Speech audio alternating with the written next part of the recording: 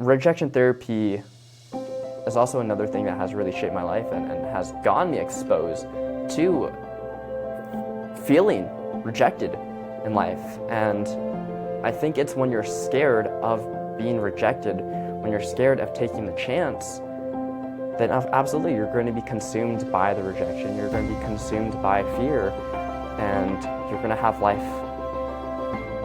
come at you rather than make life happen for you. Welcome to Labels to Legacy, the podcast where we break free from the labels that hold us back so we can step into the legacies we're meant to create. I'm Shelomo Solson, and each week I sit down with inspiring guests and have genuine conversations to uncover their stories of resilience, growth, and transformation. Together, we'll explore practical tools, raw emotions, and powerful lessons to help you overcome mental barriers. It's time to rewrite your narrative and build a legacy that lasts.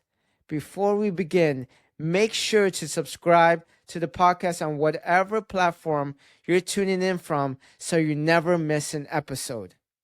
Let's dive in. Today on Labels to Legacy, we're joined by Spencer Grady Chan, a leader and advocate for building meaningful connections. With over 60 million social media views and nearly 700,000 followers, Spencer brings his experience in community building and leadership to foster empathy and create a positive impact. In this episode, he'll share his journey, insights, and the steps he's taking to help build people's confidence. Get ready for a thoughtful conversation on building authentic connections. How are you, Spencer? I'm doing absolutely wonderful. Thanks for having me. It's real flattering to hear that little introduction about me. Man, we've known each other for how long? 4 years? Over 4 years. Yeah, I was just looking at the first conversation we really had. I was just conversing each other, not just through direct messages, but yeah, we made a podcast episode August 29th, 2020. August 29th, 2020. Wow. That's a little bit after the pandemic started, and that's when I was doing Teenage Impact. I think you were either a sophomore or junior in high school. Am I correct? Yeah, I was starting a podcast for myself where I actually interviewed you, and so now kind of roles reverse now.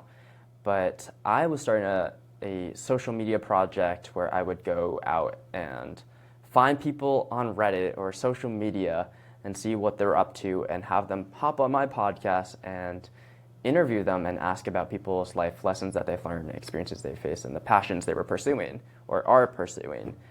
And that's how we first started conversing and kind of getting to know each other in that realm of what each other is doing in our own lives.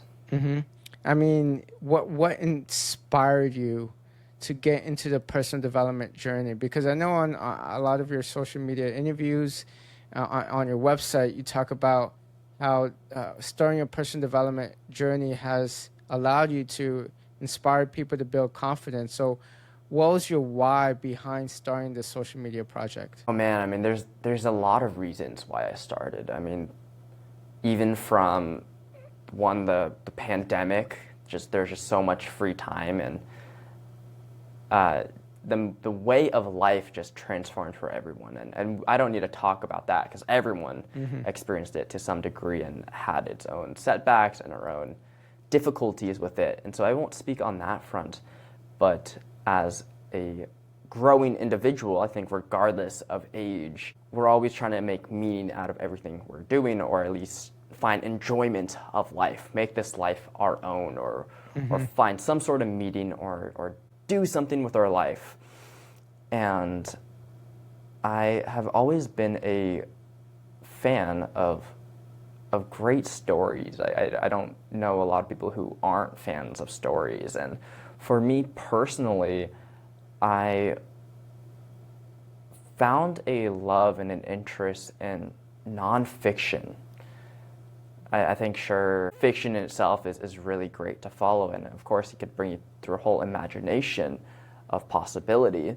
But I have always been an individual who is rooted in real life and learning through life lessons that I or other people have experienced in this real world, in this real mortal realm. And so I saw that opportunity to try to seek out different advice and different life lessons and sort of live vicariously through others by hearing what they're up to. And that is how I started that front. And through that, I mean, I was still, well, I would say figuring out myself at the time. But in actuality, I think through doing Milking Ardor, the podcast, what it started off as, my social media brand, I started to understand that for myself, and a belief that I have come to really adopt, which is that life isn't about finding yourself, it's about creating yourself. You get to make yourself be however you want by pursuing different beliefs and finding different facts to support that belief or that conviction. And so I started listening more, and I talked less. I mean, I love talking, but I talked less, and I started listening more. And I started to see that I was going through conversations throughout my life, whether that was at home, that was with people I went to school with, or people out in public, and I would talk to them. But I was listening with the intent of having an answer to something they said, and not to listen to understand. And I think if you're asking where my self-improvement journey started, or if I started talking about why I wanted to think more about my communication more in depth, it started right there. Were you always social? No, definitely not. I remember and have been thinking back to that actually with my girlfriend just a few days ago and yesterday, just the past couple of days, and I was reminiscing on the stories of this happening to me frequently, of my best friend always taking my joke, saying it louder, in the whole class just roaring with laughter and thinking he's so funny. Yeah. And he would turn to me and be like, "Sorry," and I'm like, he just took my joke, he just took my story, and everyone's laughing. And of course I wouldn't make a fuss of it, and that was all of my K through 8. I mean, from ages 3 to 14 years old, pretty formative years. That's where a lot of your values and beliefs come from, those defining period of life right there. And so I always felt really overshadowed by my best friend, who would always raise his hand to do a solo in dance or a solo in singing for our school fall play or fall or spring musical. And it's weird to say and kind of hard to say and admit, but of course there was some jealousy with that. I was jealous of my best friend, and I adored him. I thought he was absolutely wonderful, and he was my best friend for sake, right? And so to have that confliction of being so proud of someone else, but at the same time being so jealous that someone else felt so liberated was imprisoning. And I decided to start that social media project, doing social media in the first place, putting myself out there. And I thought, like, if it's not now, wanting to make a change in my life, when will it be?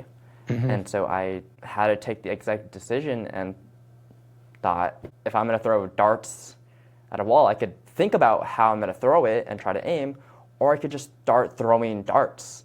And after each time I throw a dart, being metaphorical, of course, eventually I'm going to adjust each time I take action. Mm-hmm. And that was right there the epitome of wanting to better myself, just confidence-wise, communication-wise, athletic-wise, in all aspects of my life.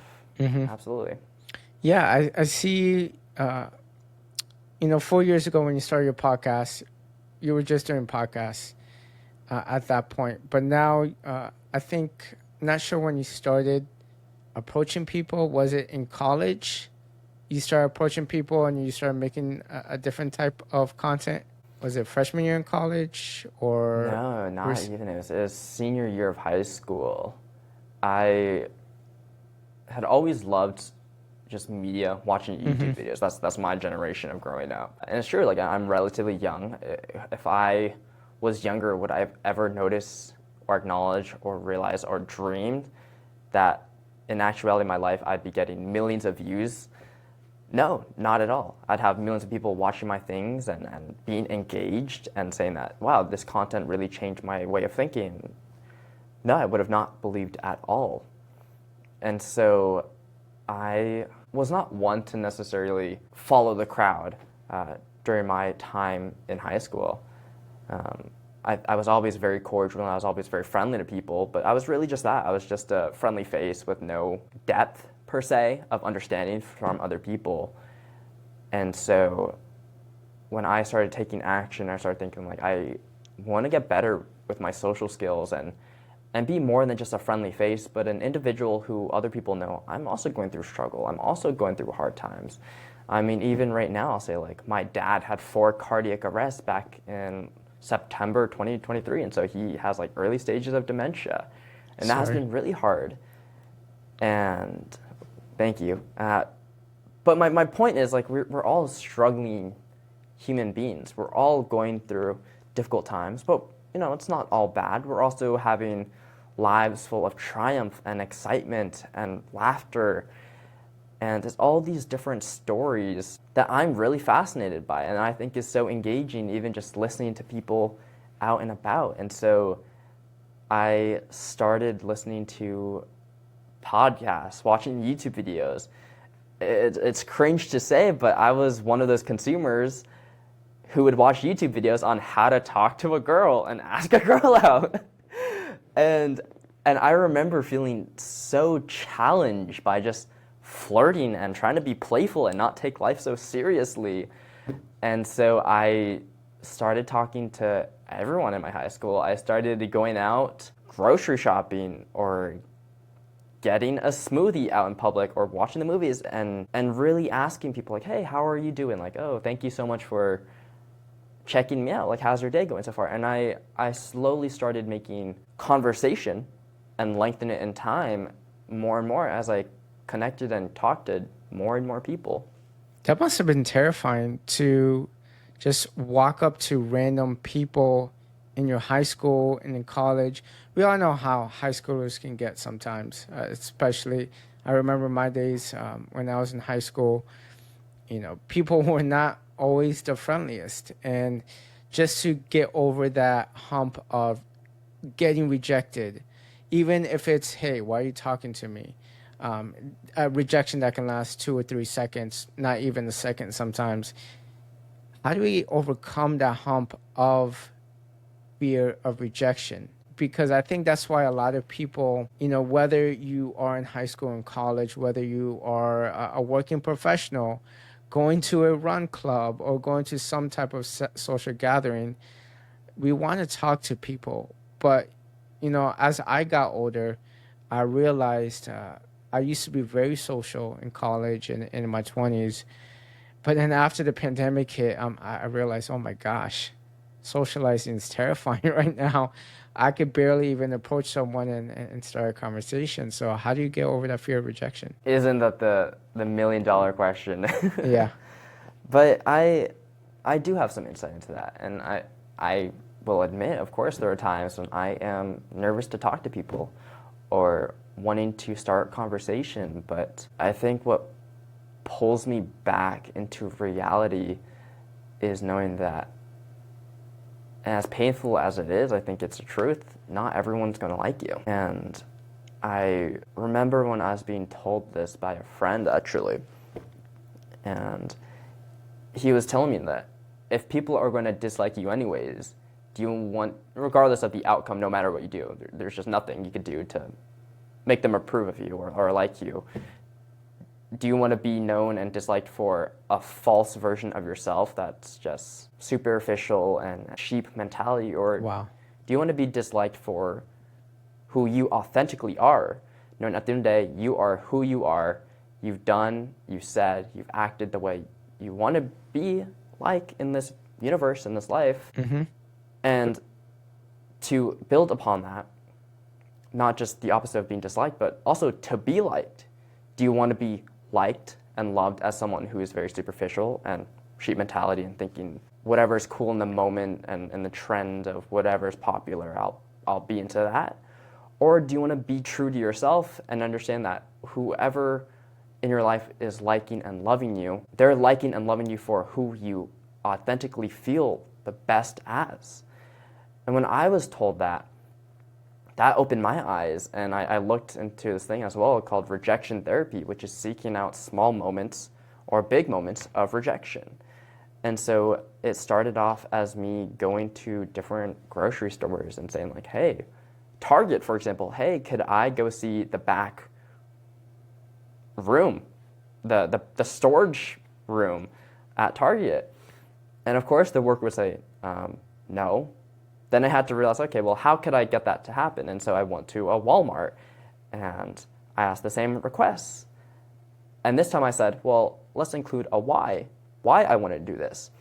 And so rejection therapy is also another thing that has really shaped my life and has gotten me exposed to feeling rejected in life. And I think it's when you're scared of being rejected, when you're scared of taking the chance, then absolutely you're going to be consumed by the rejection. You're going to be consumed by fear, and you're going to have life come at you rather than make life happen for you. So what you're saying is that you would ask questions that people would say no to, so you can get the rejection out of the way? Or would you ask very out of the blue questions that they might say yes, or they might say no, but you're not afraid because you asked it anyways? That was my biggest win. Yeah, it was a game I started playing with myself of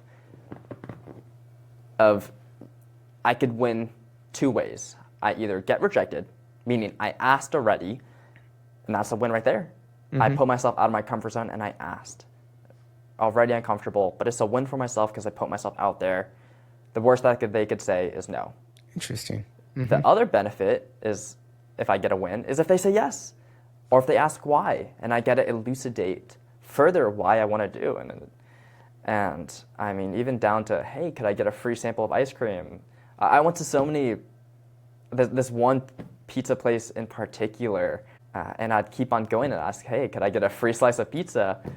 And it was probably annoying, but when you do it enough times and they're like, no, no, no, no, and then suddenly they're like, okay, yes, you could have a slice of pizza. It's like, whoa, who would have thought, I wasn't expecting that one day that, okay, if I ask 5 times for a free slice of pizza, they'll finally say yes. Like, I wasn't even thinking that at all. I was just thinking, okay, they're going to say no.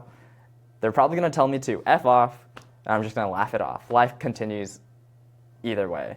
And so that, I think, was the game I started playing with myself. And rather than trying to take things so negatively and have negative self-talk, I can't do this, I should be doing this, I started being kinder with myself and saying like, well, I would like to do more of this in my life, rather than saying I should be doing this in my life.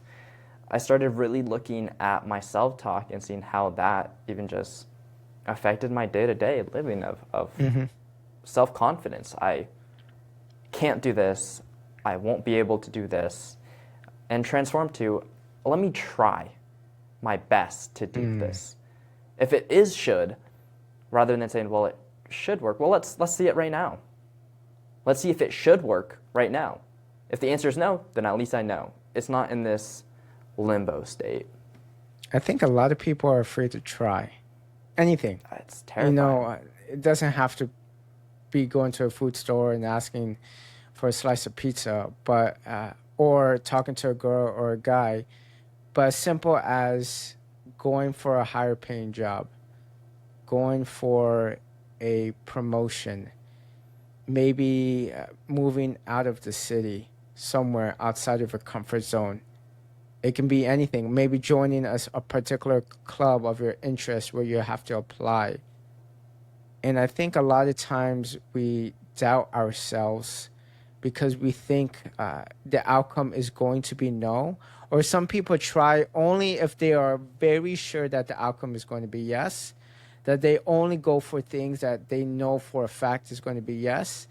But the difference is if you go for things, even though it may be a yes or maybe a no, and you might get 100 no's, and that one yes may change your life. And Yeah, I totally think that you only fail when you quit. yeah, absolutely.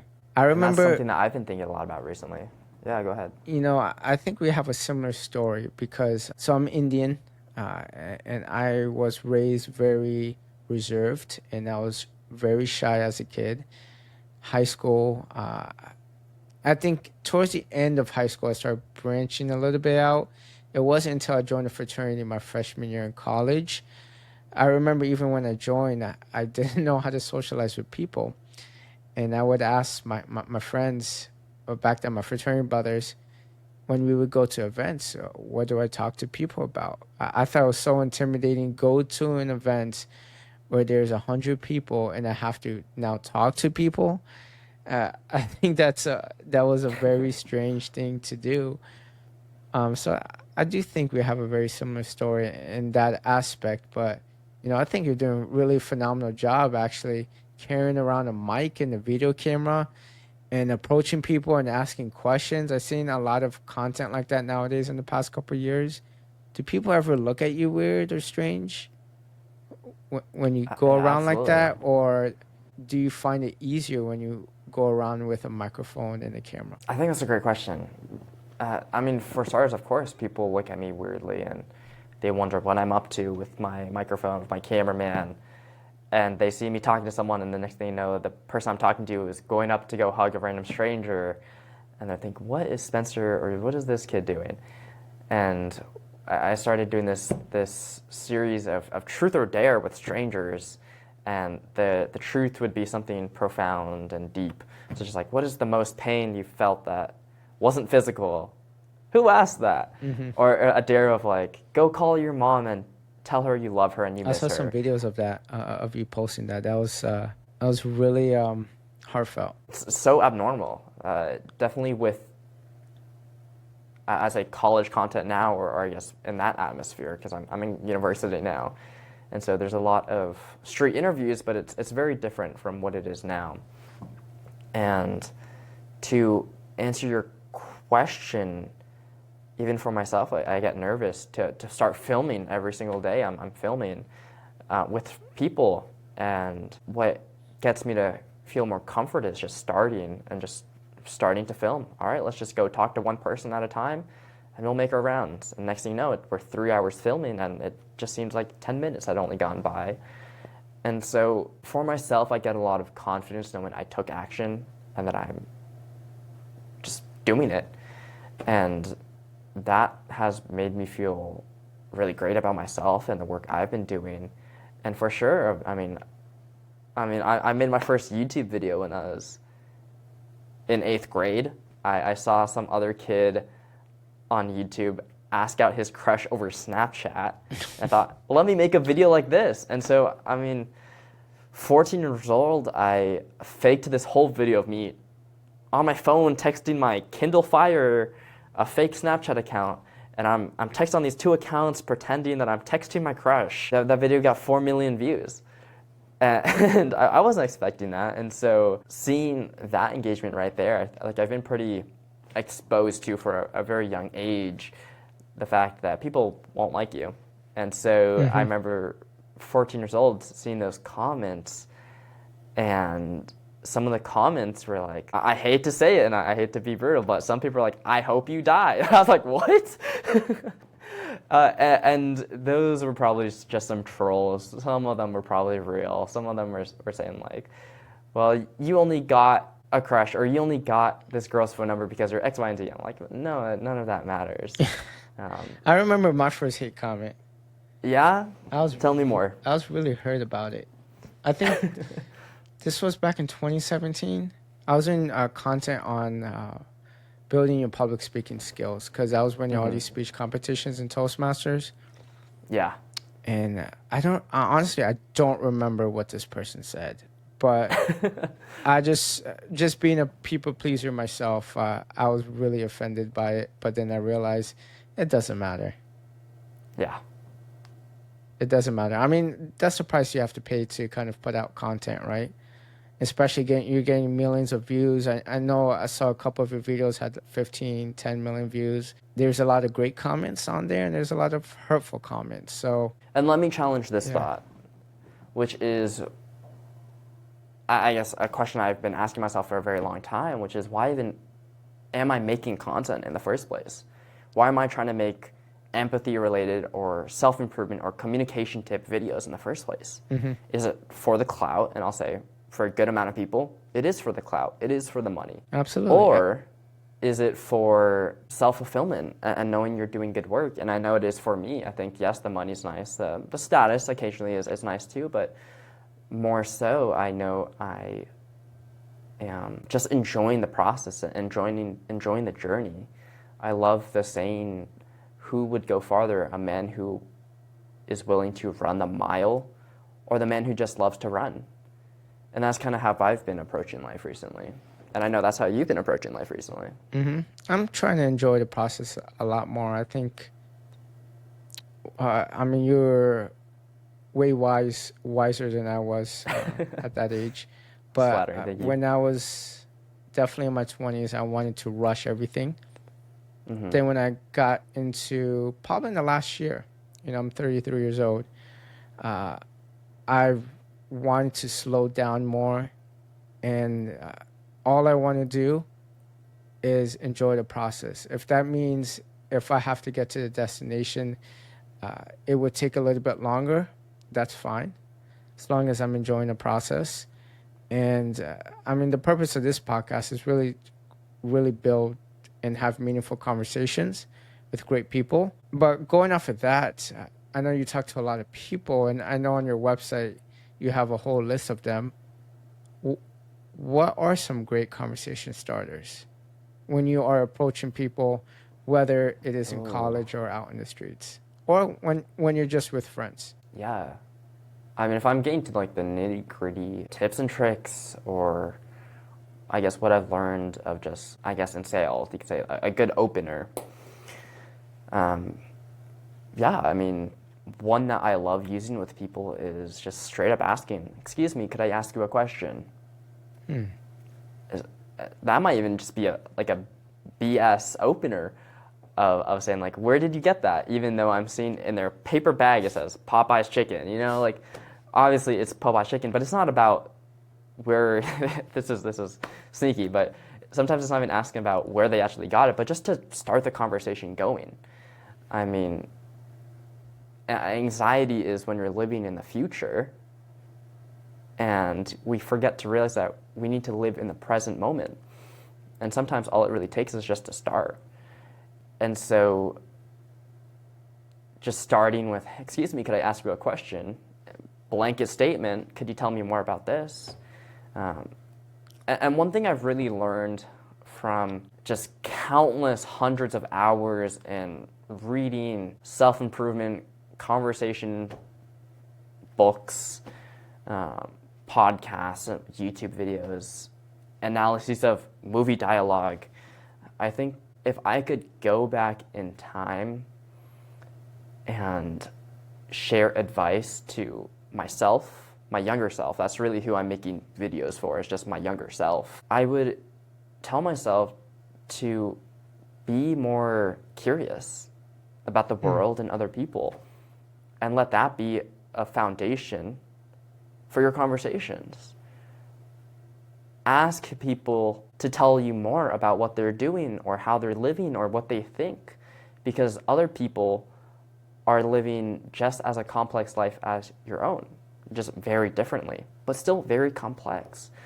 And that's where I think the love for stories from real people really comes into play in my life, where I'm first and foremost just curious and wanting to know more. I think when you approach people, I like that question. "Hey, can I ask you a question?"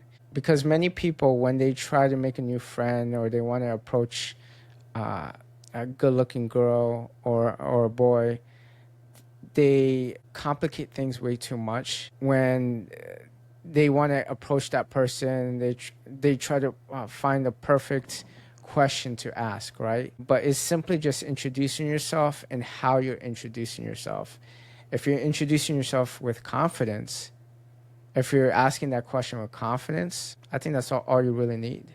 I mean, there's going to be people who reject you, but if you approach a certain amount of people with confidence, you will have some great conversations from my own personal experience. Another thing I love to add on as well with what you're saying is even just asking or requesting, tell me more. Mm-hmm. I mean, I made a whole podcast, and I do a lot of social media work of asking people about their life lessons that they learned, experiences they faced, and the passions they're pursuing. Sure, we got all that, but I love when people start talking about things they're passionate about. And that's what makes us all unique, our own idiosyncrasies of the things we like, Mm-hmm. the things we're passionate about. It makes us unique. And you can hear it in people's voices as well when they're passionate about what they're speaking about. And even just asking, too, of just, tell me more. Mm-hmm. It gets them to open up more. Mm-hmm.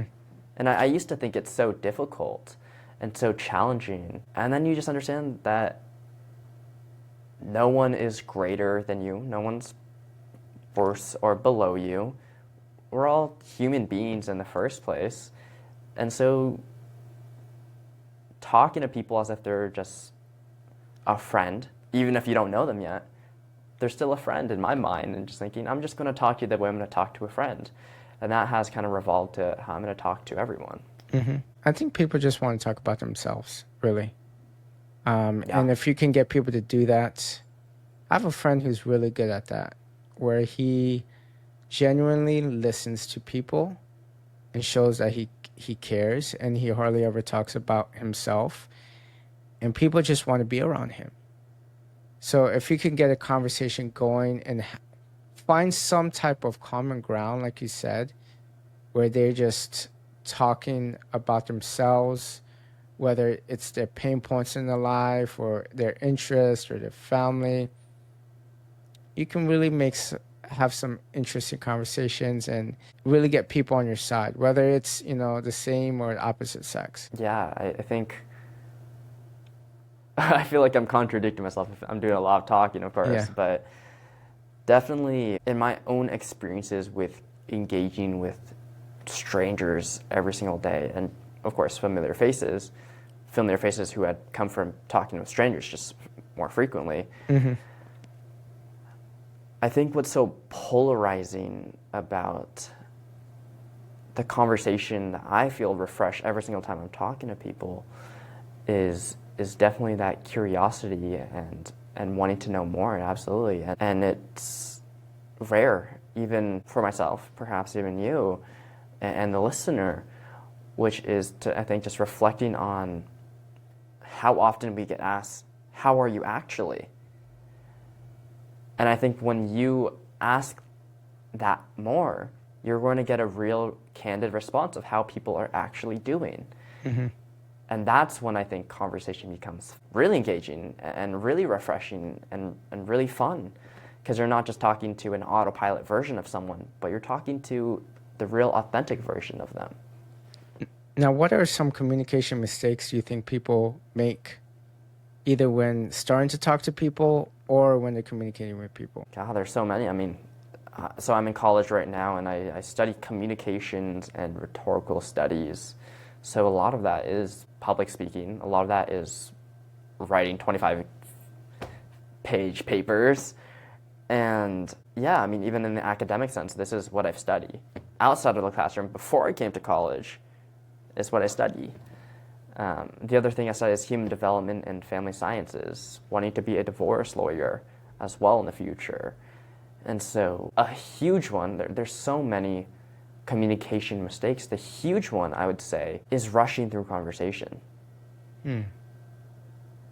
Trying to think, and this is all very subconscious, but thinking in order for me to have a good conversation, it needs to be over. In actuality, when do we have our best conversations? the ones that take hours on end, or when you're on the car ride with your friend or your sibling or your partner or a stranger, and a stranger being like someone you just met at a pickleball court and you're asking for a ride home, which is what I did in my high school years. And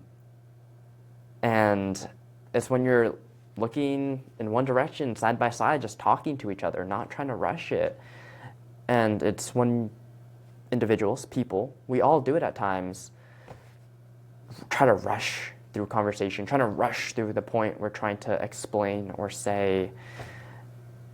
It doesn't feel authentic. It doesn't feel real. It doesn't feel appreciated. And so I would say that's a huge one right there. I think when you take your time as well, you could kind of soothe the anxiety of talking to someone else and trying to get all scrambled in your head thinking, what do I say? But when you get to take the time, it also kind of shows you have confidence in what you're saying. And of course, like it's we all start from somewhere, whether that be our conversation skill or that be our inner confidence. But definitely rushing through conversation, I would say, is the huge one right there. I think from my experience, I'm definitely guilty of it just because we all are. Yeah. There's a lot of things to do in life. So I know for me, I have a million things running in my head from work, outside of work, relationships. And sometimes you're so focused that you're not present in the moment. And, you're right. Some of the best conversations are the ones that are hours long. And those are the ones you remember the most. So sometimes I believe being present in the moment, even though it's hard at times, because no one's going to remember that to-do list that you had 10 years ago, but you may remember that conversation you had 10 years ago with that one friend that brought you connection, that got you a little bit closer to that one individual. So I think it's a good thing to work on, staying present in the moment. It's a hard thing to work out, but I do agree with you. And that's a great reminder to not rush things when we're conversing. Absolutely. And I think being closed-minded as well. Mm-hmm. That's why I love the opener. Excuse me, can I ask you a question? It works with everyone, even your closest friend or even some strangers. Mm-hmm. Now, how do you get that conversation? If you're, an introvert or you're shy, I had a very difficult time when I was younger to continue conversations. How do you continue the conversation if you're either shy or you don't know what to say or you don't know what questions to ask? There is this, I don't even know where I saw this, but I was an individual who would get in conversations with people and get the feedback of, wow, it feels like I'm being interviewed. That wasn't the only way I knew how to start or continue conversation, which was to just keep on asking questions. And of course, definitely on dates, it's who wants to be grilled on the spot or even just trying to make new friends or just constantly asking. And so, I mean, in terms of value for whoever's listening out there, there is this ratio of 2 to 1 or 3 to 1, where you can ask 2 questions and then give a thought or an insight of your own. Now, I might not know a lot about NFL football, for example, but I might ask 2 questions and then be like, oh, so that's more like this. And I think that is a really, of course, I'm going to say simple. It's harder done than said. But I think that's a good starting place right there of rather just, 1, being open-minded, 1, being curious, 2, be willing to share your own experiences as well. We all have had experiences in our life. I don't think we should be trying to hide that. And it is scary, and it is daunting. It is hard to get the conversation just started in the first place. And I also think that you're not going to have great conversations with everybody. That's okay. Yeah, and sometimes it's not even about you. Yeah. Sometimes someone's having a bad day. The other person's having a bad day. Sometimes the other person is going through a lot. They're thinking about the same things you're probably thinking about, just in their own life. And that's okay. No. Who's to say the person right next to them won't be open to conversation? Now, what are your thoughts on dating apps? Dating apps. Because I know Ooh. you're a big believer in approaching people, but nowadays I see people so terrified of meeting an individual in person that they just swipe on a dating app. What would you rather do? My girlfriend would hate this question. Yeah. So I know when she's listening to this, she's going to hate this. But yeah, I definitely think dating apps are the embodiment of hookup availability. Yeah. It's easy, it's good for validation, it's instant, As soon as you get the blue or the green, whatever color it is, of match, you match with someone, it's addictive, it's gratifying. And I remember having a conversation with a friend, and she was saying that she had met this person on an online dating app, and they would text, and before they even went to the date, which I'd say the first date was at a movie. Let me say, that's a terrible first date because you're not going to get to know them. You're not going to talk to them. You're just parallel playing. You're sitting next to each other. And I was guilty of this. I used to take people on movie dates. And I used to work at no the movies, and I did that all the time. and right, but how do you actually get to know someone? Yeah. When you're just sitting next to together in silence watching a movie. And so when she was telling me, that we went to a movie date and it was so awkward, we had nothing to talk about, I understood right away, and I told her it's because, one, you went to the movies, and two, you were talking all the time even before you had seen each other in person. And that killed the mystery of dating. I think that's so beautiful, the dating aspect of getting to know someone, whether you click or not, just to know a bit about someone and someone's life and their insight of what they're up to. And so I think dating apps, and not to say that dating apps can't be successful, they absolutely can be successful, but I think for the most part it's utilized in a way that's not meant to have a relationship last. And I think as scary as it is, I think dating apps could be utilized well if you're setting up dates instantaneously or as soon as possible, having little to no conversation during that duration, and then trying to ask the questions of, so where are you from? What was that like when you lived in so-and-so? No, do you miss it? That is way more effective, and I think about even just our own relationships. Stereotypically, I mean, a lot of our relationships, I'm assuming, are in person. And how often are you going to get to know someone through text, when in reality, if you're looking for a partner, if you're looking for a future spouse, you're not going to be living through the cell phone. You're going to live through the personable action in real life. And that's kind of where you get to navigate the vibe, in quotation marks for lack of better words, of how you feel when you're with that person in real life. It's just some of my thoughts. Yeah, I agree. I mean, I didn't really, when I was in college, which was a little bit over 10 years ago, we didn't have dating apps, we had dating websites. Yeah. So you had to build a portfolio, which was kind of looked down upon for those who are really desperate to find someone. But now, I think it was a year after I graduated, that's when it started becoming popular. Tinder, I think, was the first one that became popular, and then other apps kind of followed. But I've actually never met anyone in a dating app. Maybe I don't know how to play the game, but I've always been an in-person kind of, find someone at a party or find someone, one of your classmates or at work. So mutual friends, I've always been a big believer in that, and you can really build connection that way.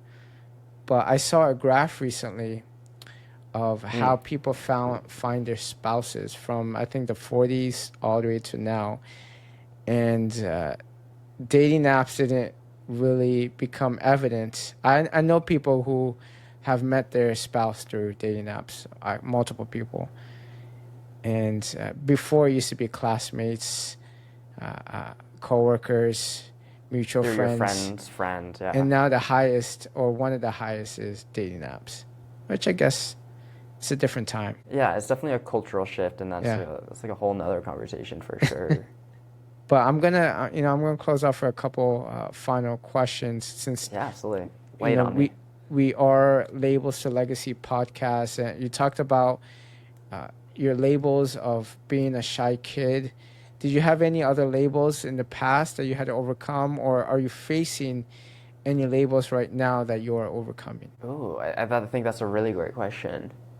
Definitely, it makes me think. There's a lot of easy labels that will follow anyone, which is external appearance, or what is easily visible with the naked eye, whether that be in real life or that be in social media.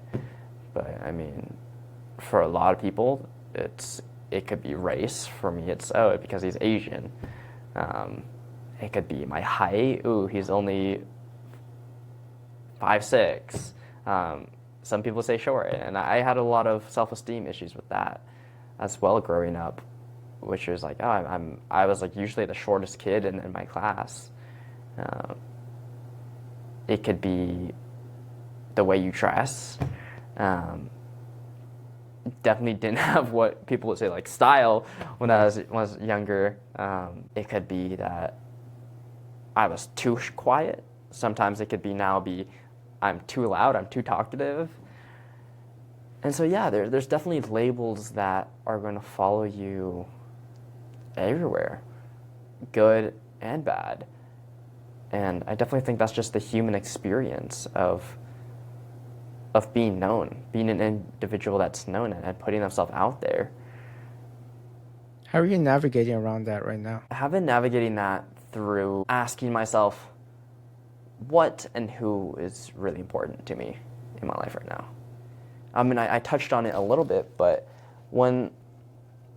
I think shortly after or during the period of when we first conversed, so back in 2020, that's when a lot of my father's health conditions really started appearing. Poor health conditions appeared.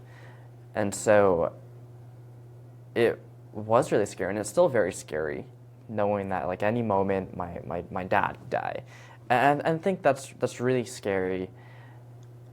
And it's a part of who I am now, as someone who's in college with the very possibility of like I have a sick family member. And God, I pray that no person has to go through what I've been going through to wake up and realize this. And that's why I think it's so important to try to live vicariously through others to an extent so you can learn these lessons. But it took me to see my father so sick to realize this is what's important to me right now. I don't care if people don't like me. For God's sake, my dad is really sick. Potentially, he might die. And so I've been reminding myself the past few years, and it wasn't always like this. I had to get to where I am through the experiences I've had in life to get to where I am now, which is to remind myself who's important in my life, and not only who's important, but what they think of me is more important than anyone else in this world. I think that's why I've been able to be very successful through all the endeavors I've been doing, whether that's Toastmasters, public speaking, competitions, making YouTube videos, making short form content videos, just talking to random strangers. It's because I know at the end of the day, there are so many eyeballs on me, and that could get to a lot of people. That pressure could be so intense. And I think more so, rather than trying to think about all those eyeballs, all those people who have their attention on me, realistically, that's not the most relatable concept for people to take in. And most people won't have millions of people watching them. But on a smaller scale of school, it could be, you're probably not likely to know everyone in your entire school, but you're going to have a small circle of friends who will know you. And I think that's way more important that they know and that you feel comfortable with who you are and knowing that they know who you are, or family members, or significant others, than trying to think about everyone else and knowing that the people that know me truly know me, not just on a superficial level, but they know me for my work ethic. They know me through my struggle. I think that's way more important to think about than everything else. That's a great answer. We don't know what's going to happen. And that's a great reminder to know that anything can happen at any time. And whatever your labels are, or how you define yourself, or how other people define you, really, on the grand scheme of things, doesn't matter, because anything can happen at any moment. So and it's cliche. Yeah. It's. I mean, I you don't know lived what's that. gonna I had happen four. next. I had 4 friends back in college.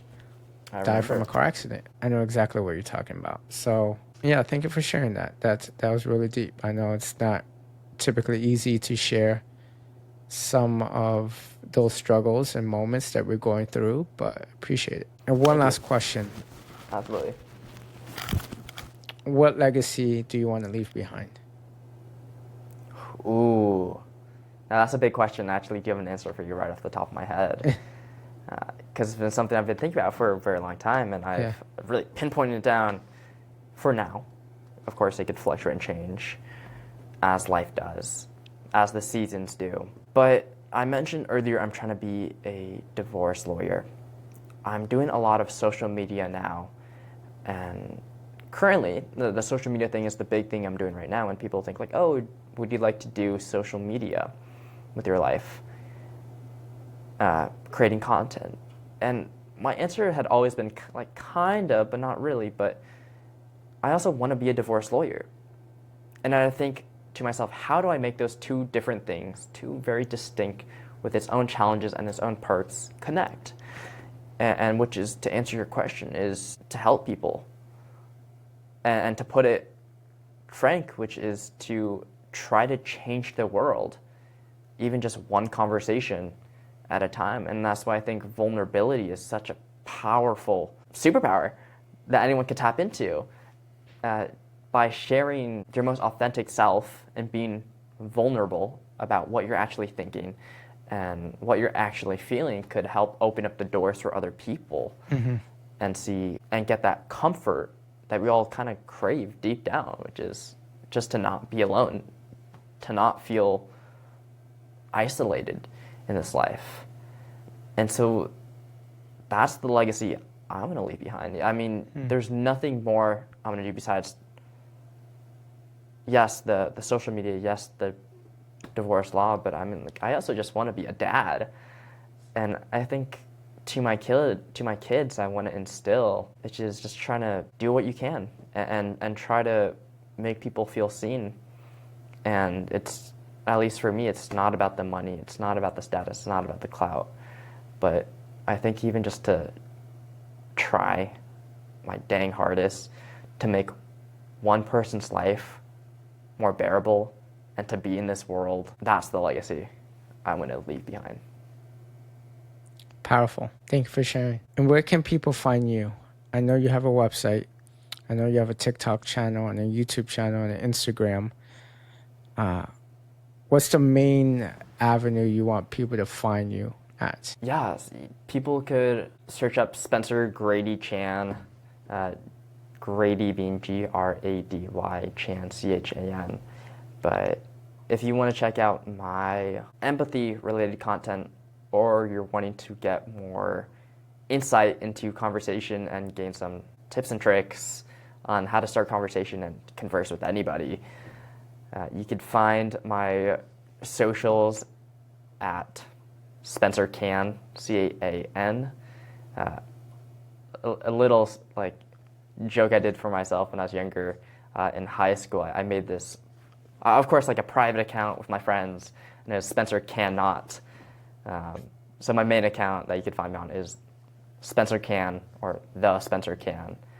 If you want to check out those street interviews I do, that are empathy related. You could find that at milking, like you're milking a cow, and ardor, ARDOR, which is another synonym for passion, because you're trying to milk passion out of people. I love it. And I'll also include that in the description too. I will link all your social media and your website as well.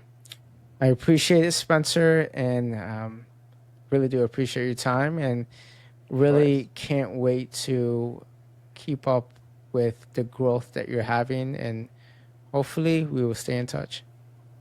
All right. Sounds good.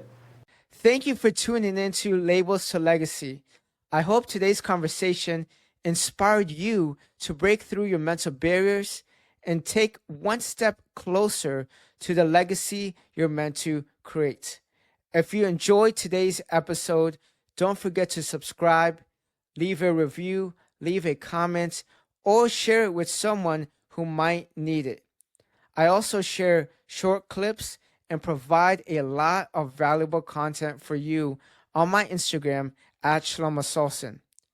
Have a great rest of the week and see you next Monday.